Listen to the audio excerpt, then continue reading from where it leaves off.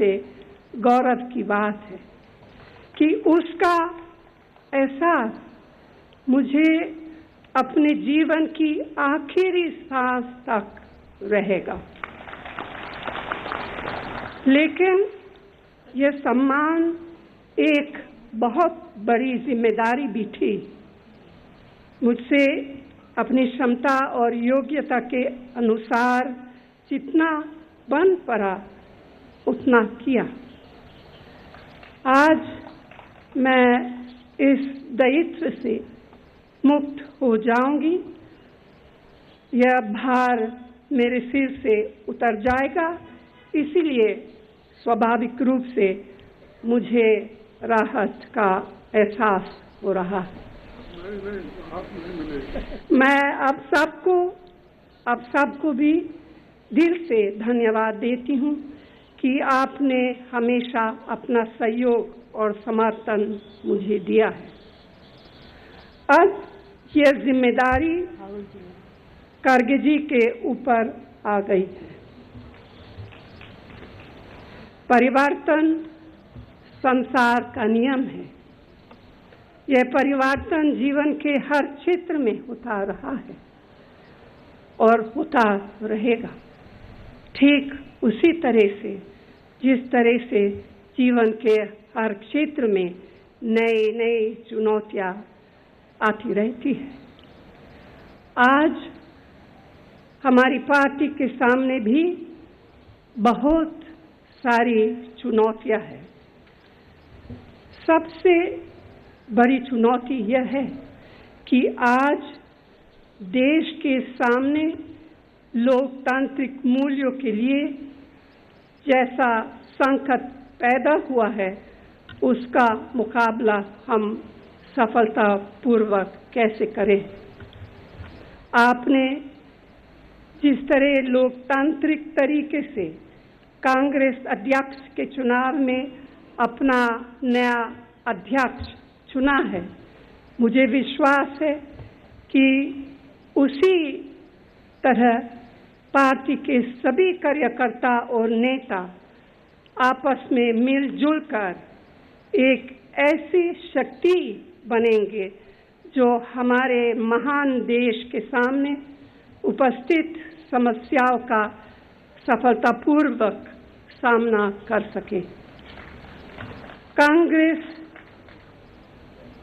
के सामने पहले भी बड़े बड़े संकट आए हैं, लेकिन पार्टी ने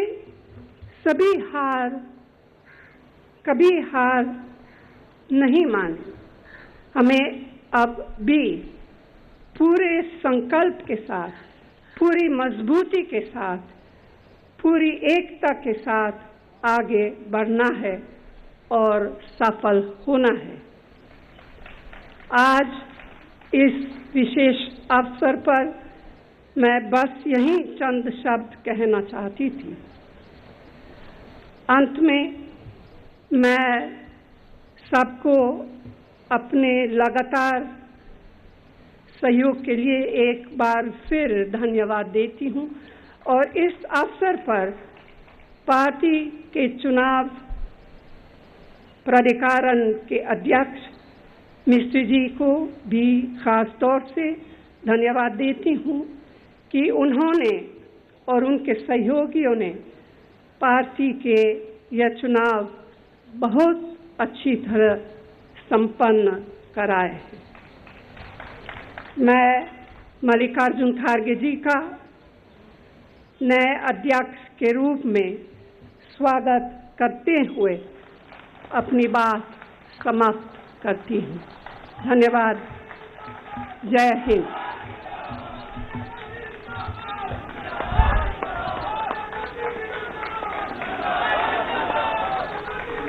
Sonia Gandhi, so long the interim Congress president, now takes over to speak and congratulates Mallikarjun Kharge, saying her burden is now been lifted.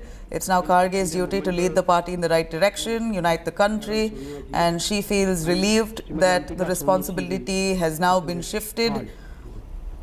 We saw even Kharge for a brief moment interrupting, saying that she's very much part of it, and tried to, of course, convey his message while she was speaking. So clearly the bond between Kharge and the Gandhi family is evident, visible. They rest all their responsibility on him, their faith on him.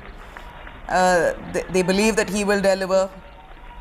And that's how we see this entire event playing out, as the certificate of election has been handed over to Mallikarjun Kharge. Basically, Sonia Gandhi handing over the baton to Kharge 25 years later.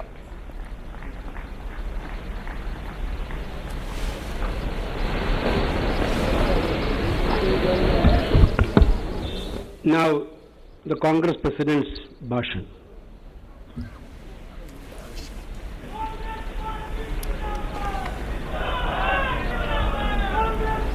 Mallikarjun Kharge, one must know, is a senior leader. He's one of the most seniors within the Congress party, 9-time MLA, twice MP. Very recently lost the election though, but always has been called Soul Illada Sardara. Man who's never lost. Sonia Gandhi ji, Shri Rahul Gandhi ji, K. Venugopal ji, Madhusudan मिस्त्री जी, सभा में मौजूद हमारे नेतागण और Congress party के मेरे प्रिय साथियों और मीडिया के मेरे मित्रों,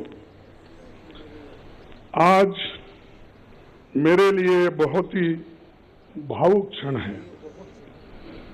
आज एक वर्कर, मजदूर का बेटा, एक सामान्य कार्यकर्ता को भारतीय राष्ट्रीय कांग्रेस का अध्यक्ष चुनकर ये सम्मान देने के लिए आप सबका हार्दिक आभार और धन्यवाद देता हूं। जो यात्रा मैंने 1969 में ब्लॉक कांग्रेस कमेटी के अध्यक्ष के रूप में शुरू की थी, उसे आपने आज इस मुकाम पर मुझे पहुंचाया है। जिस महान राजनीतिक दल का नेतृत्व महात्मा गांधी जी, पंडित जवाहरलाल नेहरू जी, सुभाष चंद्र बोस जी, सरदार पटेल जी, मौलाना आजाद जी, बाबू जगजीवन राम जी, इंदिरा गांधी जी और राजीव गांधी जी ने किया हो, उस जिम्मेवारी को संभालना मेरे लिए सौभाग्य और गौरव की बात है। डॉक्टर अम्बेडकर ने जो इस देश के संविधान को बनाने में अपनी आधुनिक भारत को निर्माण, कांग्रेस पार्टी का जो बेमिसाल योगदान है, मैं समझूंगा इसको रक्षा करना हमारा सबका फर्ज है। इसके लिए लड़ना हम सबको तैयार होना चाहिए।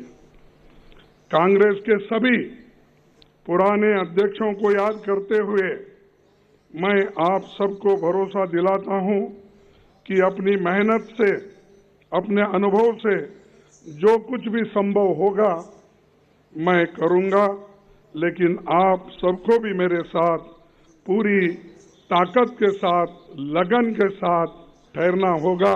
यही मेरा अपील है। आज इस अवसर पर कांग्रेस के करोड़ों कार्यकर्ता की तरफ से श्रीमती सोनिया गांधी जी के बहुमूल्य योगदान के प्रति हृदय से आदर, सम्मान और आभार व्यक्त करना चाहूंगा।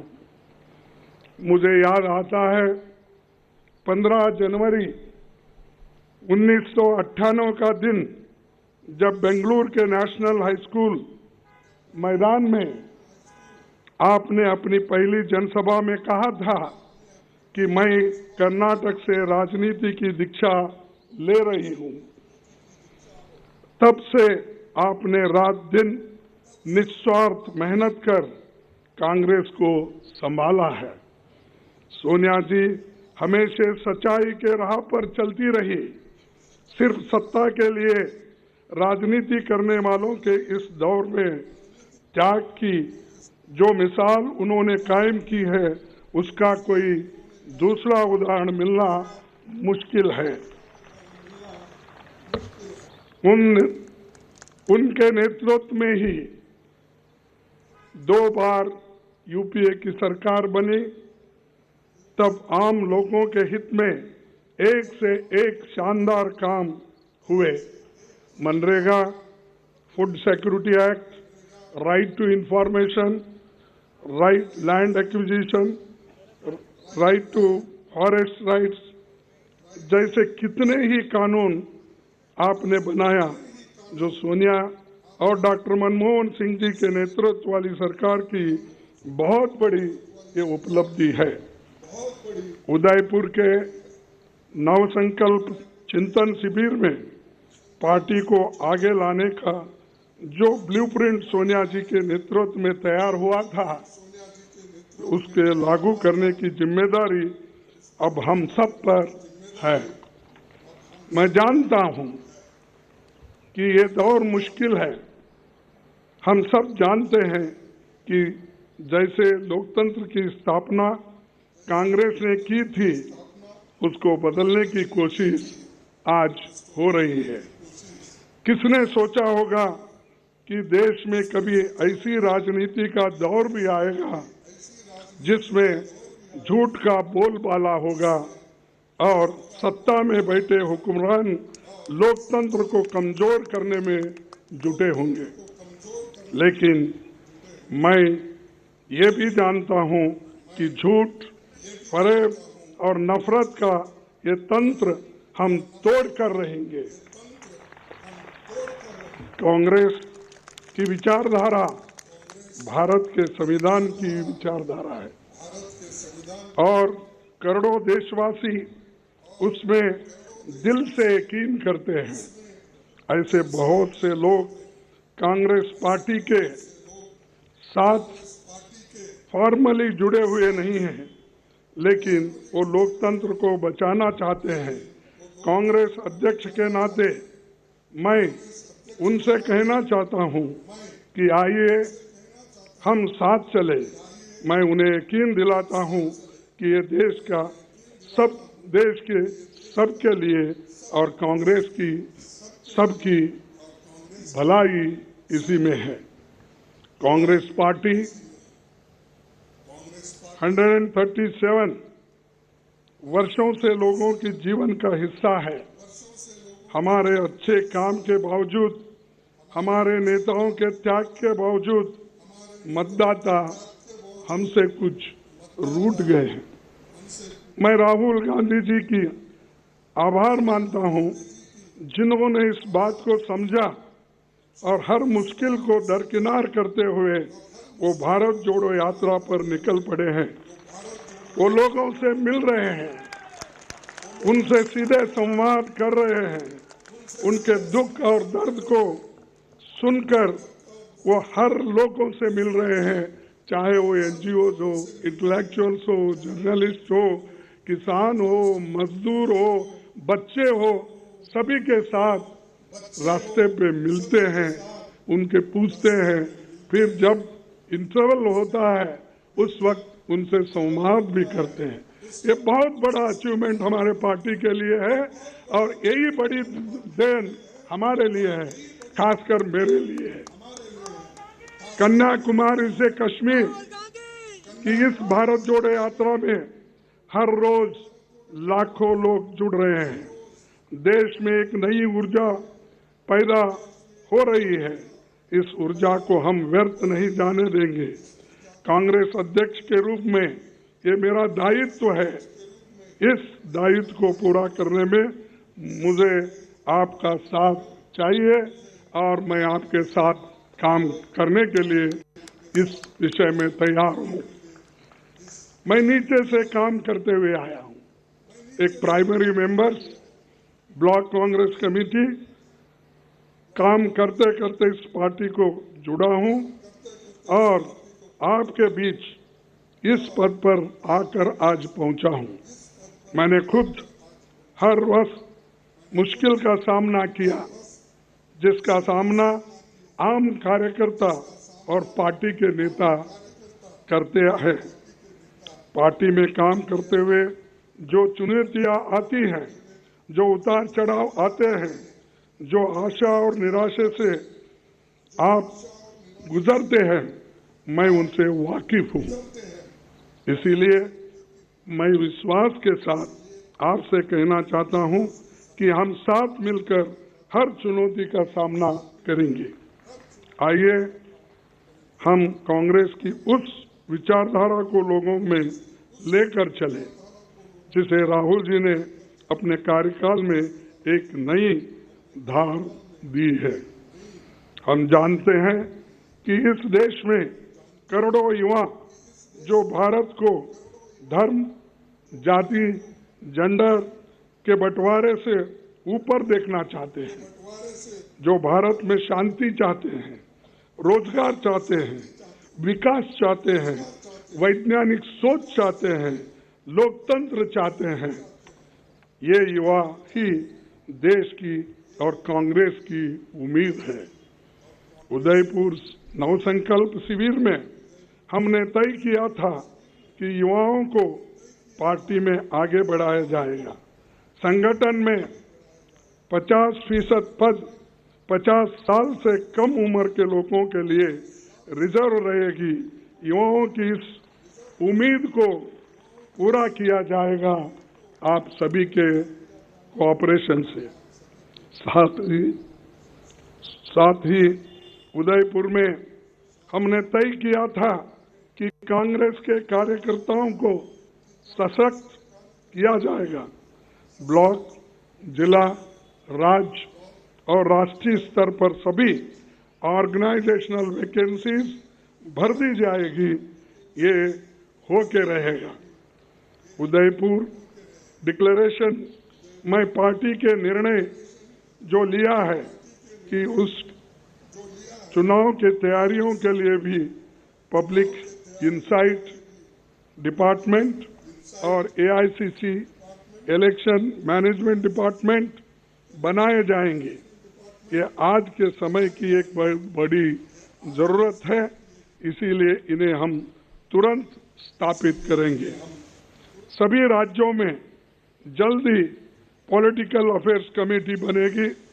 कांग्रेस प्रेसिडेंट की मदद से सोशल जस्टिस एडवाइजरी कमेटी और SC, ST, OBC वर्गों के लिए लीडरशिप मिशन भी हमें कुछ ही दिनों में बनाना होगा। हमें उदयपुर में संकल्प लिया था कि देश में मौजूदा सरकार की अराजकता को मुंह तोड़ जवाब देंगे। बीजेपी RSS का सपना है कि ये देश विपक्ष मुक्त हो। वो लोग न्यू इंडिया की बहुत बात करते हैं, पर ये कैसा न्यू इंडिया है जिसमें युवाओं को रोजगार नहीं मिल रहा है, जहाँ किसानों को जीप के नीचे कुचल दिया जा रहा है, जिसमें महिलाओं पर अत्याचार बढ़ता जा रहा है और अत्याचारियों को सम्मान होते जा रहा है।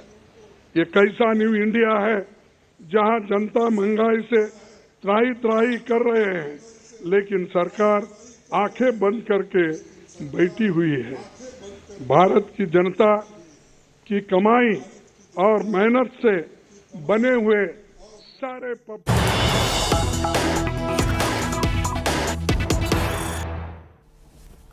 All right, I'm shifting focus here. Kejriwal's big mega Hindutva push in poll-bound state of Gujarat, as Kejriwal now asks the centre to put images of Lakshmi and Ganesh on currency notes. Kejriwal's Hindutva push. Now, he's asked the centre to put Lakshmi and Ganesh's faces on currency notes. This is Arvind Kejriwal as he campaigns in the poll-bound state of Gujarat aggressively.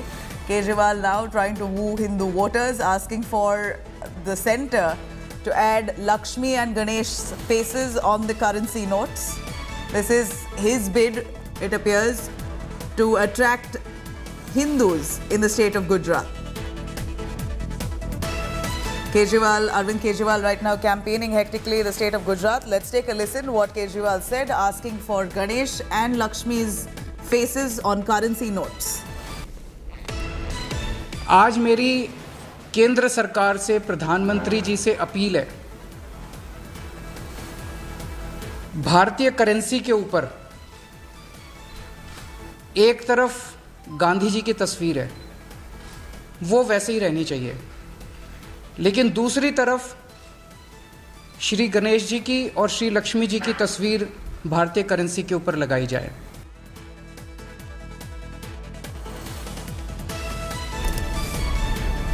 All right, that's a huge statement being made. Arvind Kejriwal asking for Ganesh and Lakshmi's faces to be placed on currency notes. Let me quickly cut across to Rahul Gautam, joining us live for more on that. Rahul, a quick word from you on Kejriwal's Hindutva push as he woos voters, particularly Hindu voters in the state of Gujarat.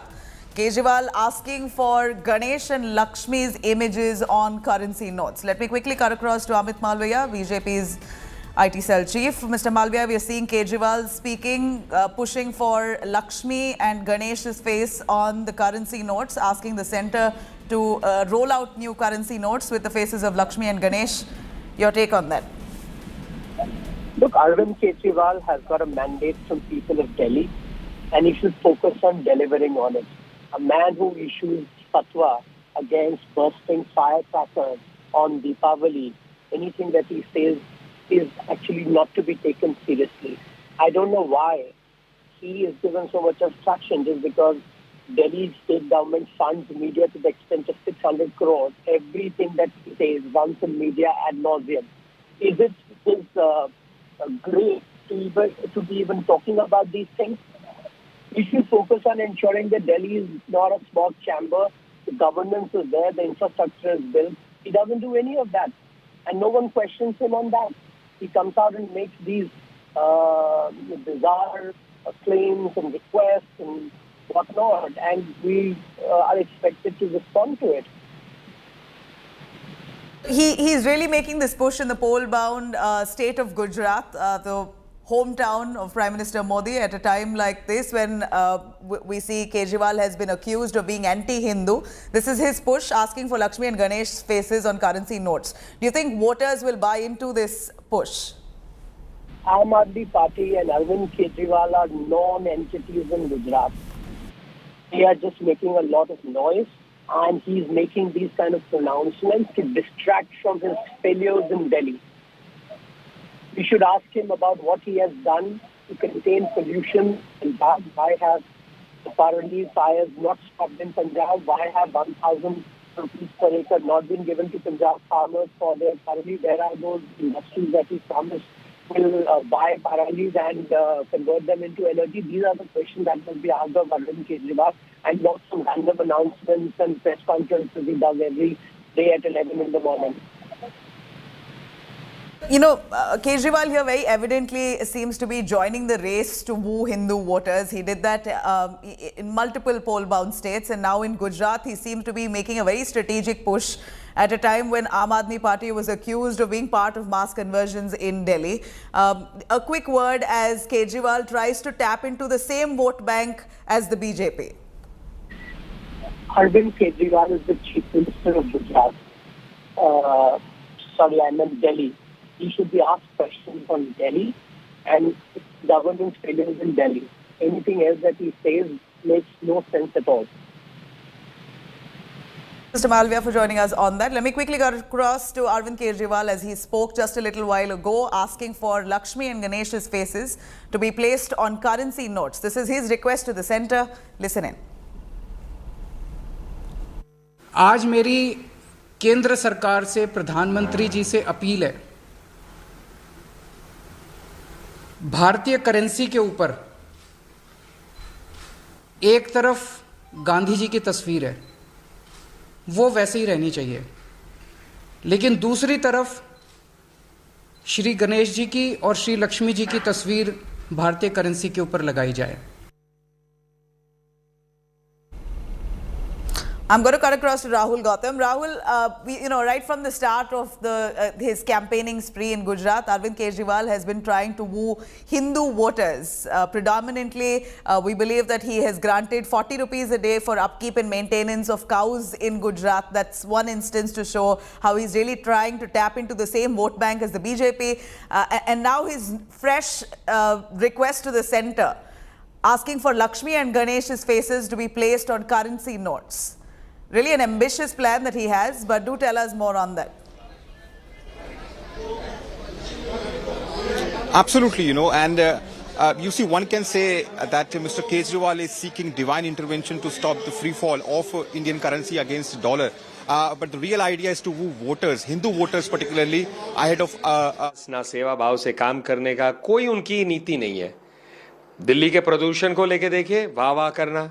लेकिन जब पंजाब में पराली जलाई जाती थी और उनकी सरकार नहीं थी, तब उस समय कहते थे क्यों नहीं एक्शन लिया जा रहा है। आज उनकी सरकार है, कर क्या रहे हैं वो? शराब नीति और घोटाला से उनको फुर्सत नहीं मिली। उनके एक मंत्री जेल में रहे, उनको याद नहीं आ रहा कि पैसे कहां से लिए। आज जो है वो कहते हैं लक्ष्मी गणेश जी नोट पे आ जाना चाहिए, जब गुजरात में उन्हीं के प्रदेश के अध्यक्ष कहते कि मंदिर मत जाओ, ये शोषण के घर है। प्रधानमंत्री मोदी जी को नीच कहते हैं। तो आप खुद ही देख सकते हैं कि केजरीवाल जी की राजनीति किन तथ्यों पे आधारित है। राजनीति के लिए कुछ भी कह सकते हैं, जनता के साथ खिलवाड़ कैसे भी कर सकते हैं। Arvind Kejriwal says that there should be a photo of Lakshmi Ganesh on the other side of photo of Mahatma Gandhi on the newly printed notes. Arvind Kejriwal ji's entire politics is based on the premise, say anything so that you can try to get some political mileage without any concern to what should be done or whether it should be an agenda of governance. When he was not in government, his party was not in government. All right, I'm cutting across to Rahul Gautam. Rahul, I really like to know if this was a statement made with sarcasm, or was Kejriwal really meaning to have Lakshmi and Ganesh's faces on currency notes, his request to the centre? Was it sarcasm? Well, Shweti, as I was telling you earlier, also, here, one can Rahul. say that Mr. Kejriwal is seeking divine intervention to stop the... I beg your...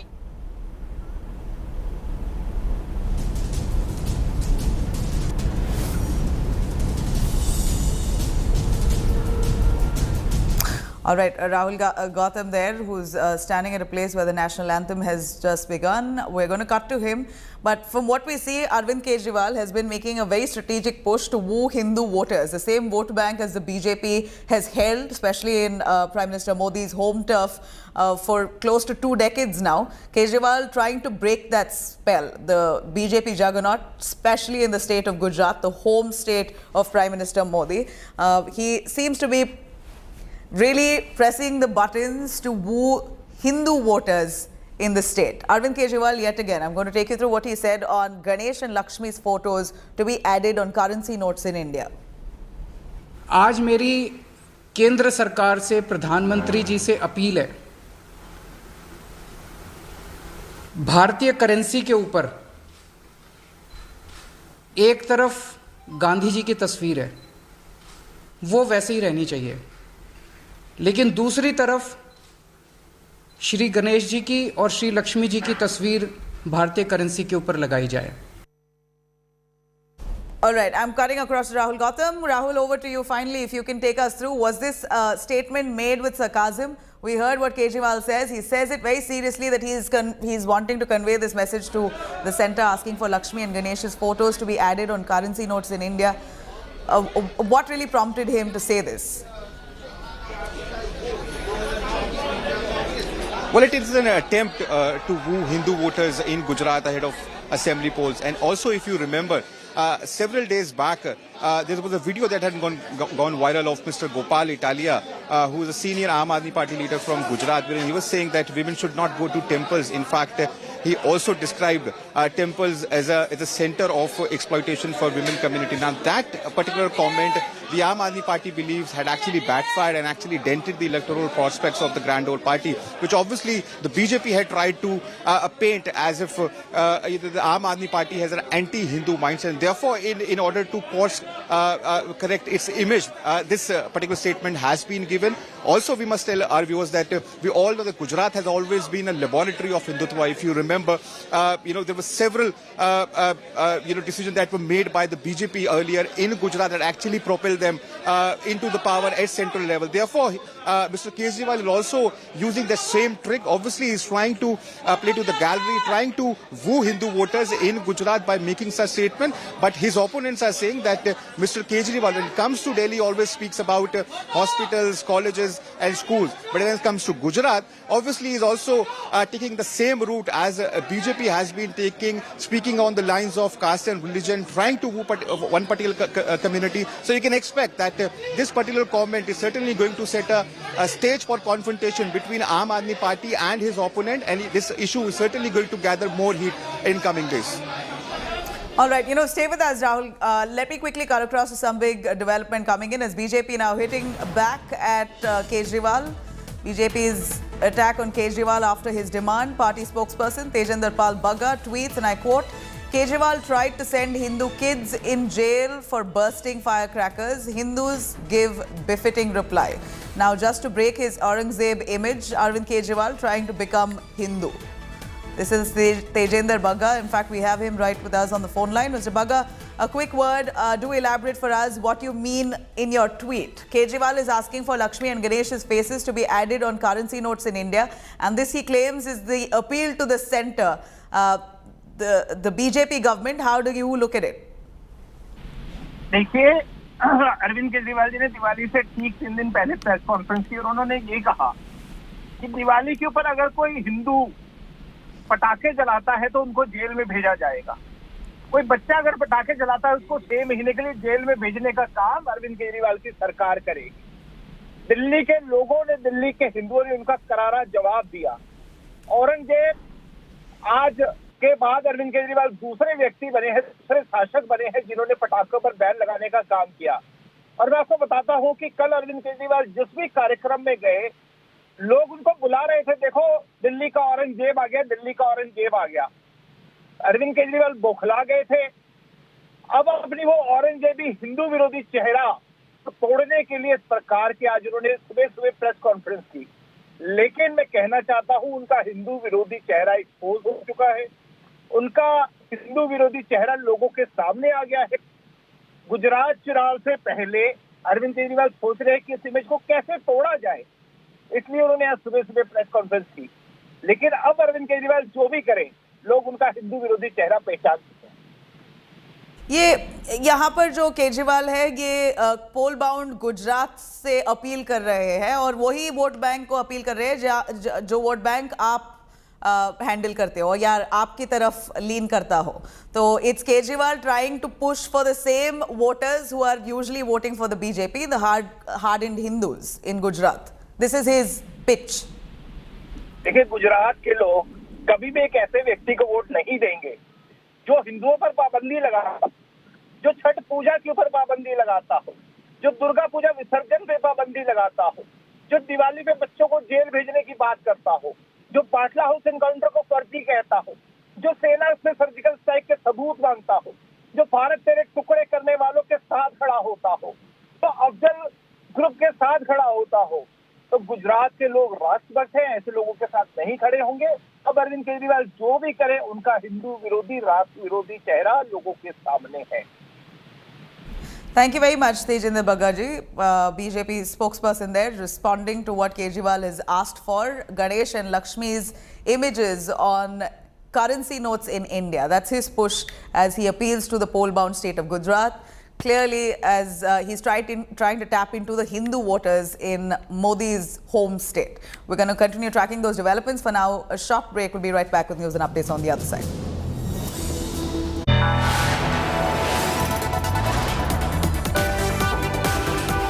You are watching India Today.